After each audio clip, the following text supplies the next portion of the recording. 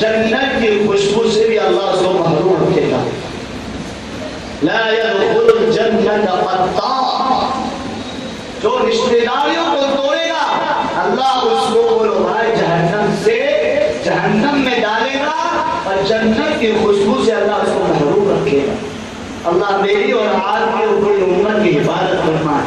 कयामत के दिन याद रखो मुसलमानों, कयामत के दिन जब कब्र से सब उठेंगे तो अल्लाह के नबी सल्लल्लाहु अलैहि वसल्लम की जमात 12 जमातें उठेगी। कितनी जमातें बोलो भाई? अल्लाह के नबी सल्लल्लाहु अलैहि वसल्लम की जितनी उम्मतें हैं जब कब्रों से उठेगी तो 12 टीम उठेगी। कितनी टीमें? 12 टीम, 12 जमातें उठेगी। उसमें सबसे पहली जमात ये होगी जिसके हाथ और पांव कटे होंगे। क्या होंगे बोलो भाई? हाथ और पांव कटे होंगे।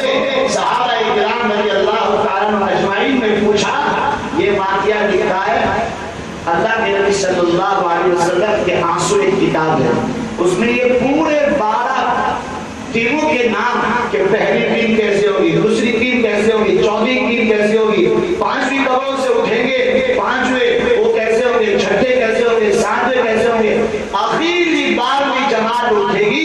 उनके चेहरे चौधरीदार की तरह चमकते होंगे, ये जन्नती लोग होंगे। सबसे पहली जो जमात कब्रों से उठेगी उनके हाथ पांव कटे होंगे। सहाबा ने पूछा, अल्लाह के नबी ये कौन लोग होंगे जिनके हाथ पांव कटे होंगे? अल्लाह के नबी ने फरमाया, ये वो लोग होंगे जो अपने पड़ोसियों को सताया करते। कौन लोग होंगे बोलो भाई? जो अपने पड़ोसियों को सताया करते थे। ऐसे मुसलमान 12 जमातें हैं। इंशाअल्लाह कभी मौका मिला और अल्लाह की जिंदगी दी और आपकी और मेरी मुलाकात होगी तो इंशाअल्लाह पूरा बयान 12 जमातों पर होगा। कयामत किस तरह आएगी और कयामत से पहले क्या दुनिया में होगा और मुसलमानों की बारिश होगी, फिर बारिश होने के बाद इंसानों के बदन को उठेंगे, फिर कयामत का मैदान बर्पा होगा, फिर कैसे जमातें उठेगी, अल्लाह के सामने कैसे हाजिर होगी, इंशाअल्लाह कभी बात करेंगे। लेकिन आज मैदान में आओ मुसलमानों कि आज मुसलमान हसद कर रहा है। देखो हजरत यूसुफ अलैहिस्सलाम का वाक़या हमें सबक दे रहा है कि हजरत यूसुफ को मारने की कोशिश कर रहे थे लोग, उनके भाई मारने की कोशिश कर रहे थे, दुनिया से मारने की कोशिश कर रहे थे। लेकिन अल्लाह कहता है, हे यूसुफ के भाइयों, मैं तो यूसुफ को जिंदा रखना चाहता हूँ, उसको बादशाह बनाना चाहता हूँ, उसको मैं नबी बनाना चाहता हूँ, चाहे तुम मारना चाहो मैं जिंदा रखना चाहता हूँ। इसलिए मुसलमानों वाक़या यहाँ तक पहुँचा था हमारा और आपका कि देखो भाइयों, हसद करोगे तो किसी का कुछ नहीं जाएगा, हसद करोगे तो अपना ही नुकसान करोगे। क्या करोगे बोलो भाई? अपना ही नुकसान। अपनी जिंदगियों में सुधारियां मारेंगे जो अपने आप पर हसद करें, जो लोगों पर हसद करें, लोगों की देख लोगों के ऊपर आंखें उठाने वाला, लोगों की आंखों पर मुसलमानों की नीयतों को बिगाड़ने वाला, लोगों की गाड़ियों पर नीयत बिगाड़ने वाला। देखो मुसलमानों, जब इंसान की नीयत बिगड़ती है ना तो पूरी दुनिया में डंका मचता है। क्या मचता है बोलो भाई? अब सुनते चले जाओ, याद आ गई। अल्लामा फखरुद्दीन राज़ी रहमतुल्लाह अलैह की तफसीर कबीर, उलमा से पूछोगे तफसीर कबीर क्या चीज है, अक्ल हैरान रह जाएगी। अल्लामा फखरुद्दीन राज़ी रहमतुल्लाह अलैह ने सूरह फातिहा की तफसीर लिखते लिखते एक वाक़या लिखा, इय्याका नअबुदु व इय्याका नस्तईन की तफसीर लिखते लिखते एक वाक़या लिखा कि भाई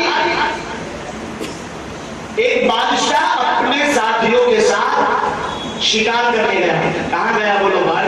देखो नीयत वो सुना रहा हूँ, यहाँ बैठे हो तो भी नीयत सुधार कर बैठो और जो काम करो तो भी करो भाई, नीयत को सुधार कर करो, नीयत को बना कर करो।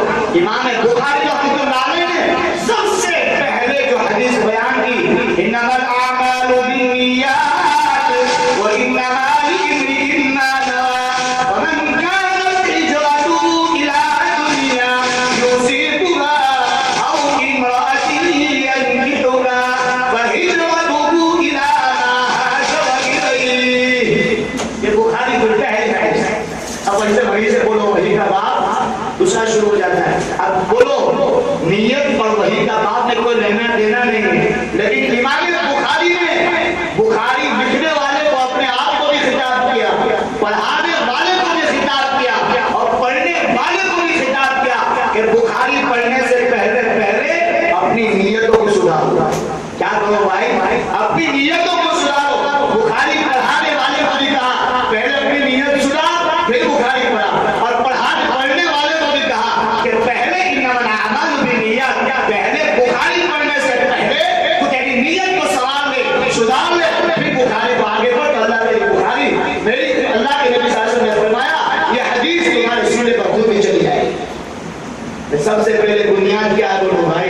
फाउंडेशन क्या है?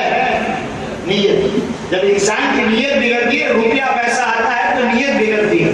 देखो नीयत बिगड़ती है तो कहां कहां उसके फसाद मचते हैं, वो कहां कहां उसका बिगाड़ आता है। आपको दिखाना चाहता हूं, कुरान की तफसीरों में लिखा है अल्लामा फखरुद्दीन राज़ी रहमतुल्लाह अलैह ने कि एक बादशाह अपने साथियों के साथ जंगल में गया और शिकार करते करते अपने साथियों से बिछड़ गया। अब बिछड़ गया तो भटकते भटकते एक बाग के अंदर पहुंचा। जब वो बाग के अंदर पहुंचा तो अनार का दरख्त था। किसका दरख्त था? बोलो भाई, अनार का। तो जब बाग में पहुंचा तो बाग वाले से कहा कि भाई मैं अपने साथियों के साथ शिकार करने के लिए निकला था, लेकिन मैं अपने साथियों से बिछड़ गया, अलग हो गया। मैं भटकते भटकते तेरे बाग में पनाह दी है। तेरा दिल चाहता हो, मैं भूखा हूँ, मैं प्यासा हूँ। ये अनार का दरख्त बहुत खूबसूरत है, उसके अंदर ऊपर से अनार का दरख्त को तोड़ और अनार के दरख्त को तोड़कर उसका रस मुझे पिला। अब बोलो मुसलमानों, जो बाग का मालिक है उसको पता नहीं है कि वक्त का क्या है। बोलो भाई, बादशाह पता नहीं, और बादशाह भी बताता नहीं है कि मैं वक्त का बादशाह हूँ। और हमको तो थोड़ी सी इज्जत मिल जाए तो तुझे पता है मैं कौन हूँ, तुझे पता है मैं किसका लड़का हूँ, तुझे पता है मैं किसके साथ मेरे कॉन्टेक्ट है। देखो इखलास, अपने अंदर इखलास पैदा करो, लिल्लाहियत पैदा करो, अल्लाह वो मकाम पर पहुंचाएगा जो तुमने सोचा ही है। वक्त के बादशाह है लेकिन बताते नहीं कि मैं वक्त का बादशाह हूं, और जो बाग का मालिक है उसको पता नहीं कि वक्त का बादशाह है। उसने अनार का एक दरख्त तोड़, अनार के दरख्त के अनार में से एक अनार तोड़ा और अनार तोड़कर उसका रस निकाला, रस निकालकर गिलास में भरा और गिलास में डालकर उसको बादशाह सलामत के सामने पेश किया। जब बादशाह ने रस पिया, इतना मीठा रस था, इतना मीठा रस था, बादशाह के दिल में नीयत बिगड़ी, फुतूर आया, उसके दिल में नीयत बिगड़ी, ज़हनों में नीयत बिगड़ी कि भाई गांवड़िया आदमी, एक गांव में रहने वाला इतना मीठा रस पी सकता है, मैं बादशाह होकर मुझे ऐसा रस नसीब नहीं होता, मेरे लिए क्या मुश्किल है। अभी मैं बोलो भाई कहाँ जाऊंगा, महल में जाऊंगा और दरबारियों को कहूंगा फुला जगह पर एक बाग है उसको कब्जे कर लो, तो कुछ कर सकेगा? बादशाह करेगा तो वो लोग बेचारा नाचा, हुकूमत जो करेगी इंसान नाचा है। बस उसके दिल में क्या है? बोले भाई नीयत बिगड़ी, फुतूर आया कि भाई मेरे लिए क्या मुश्किल है, अभी मैं महल में जाऊंगा और वजीरों से कहूंगा कि वो बाग को कब्जे कर ले। फिर उसने कहा बादशाह ने कि भाई अब मैं जा रहा हूं, तेरा दिल चाहता था और एक गिलास रस पिला। तो